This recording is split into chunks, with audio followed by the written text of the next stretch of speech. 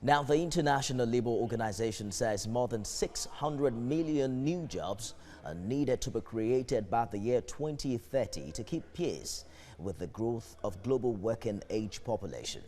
At the centenary celebration of the organization in Abuja, social partners urged member nations to strive towards improving gains of the ILO.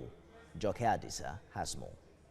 Out of the rubble and despondency of war rose the International Labour Organization in 1919 to create a platform for social justice and decent work.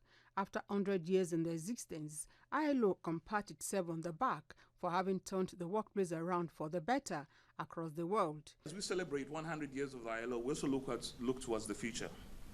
The Future Work Report does not only give us a view into the future, but also tells us what we need to do to prepare adequately to cope with the challenges of the future workplace. Social partners allude to its achievements, urging the organization not to relent until the gap between the rich and the poor is bridged. That wealth have increased, but inequality gap between the rich and the poor have also widened. And therefore, going forward into the future of work is to look at how to address this issue of inequality.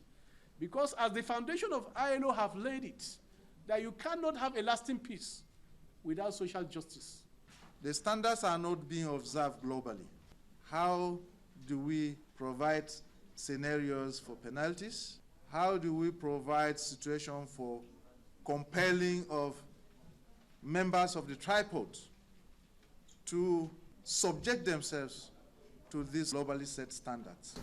As we celebrate the productive years of service by ILO to us, all its constituents, we should recommit ourselves to the laudable obligations commended to us through the Declaration of Fundamental Principles and Rights at Work. Nigeria made history as the first African country to buy into the ILO vision in 1959, marking its 60 years in Africa.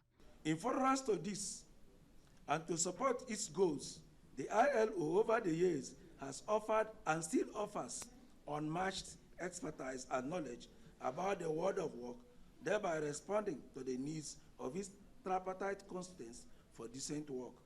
As the International Labour Organization steps into the next centenary, all social partners have underscored its place in attaining social justice in the workplace across more than 180 countries of the world. They pledge their commitment to walking the talk and attain greater heights in another 100 years. Joke Adisa, TVC News, Abuja.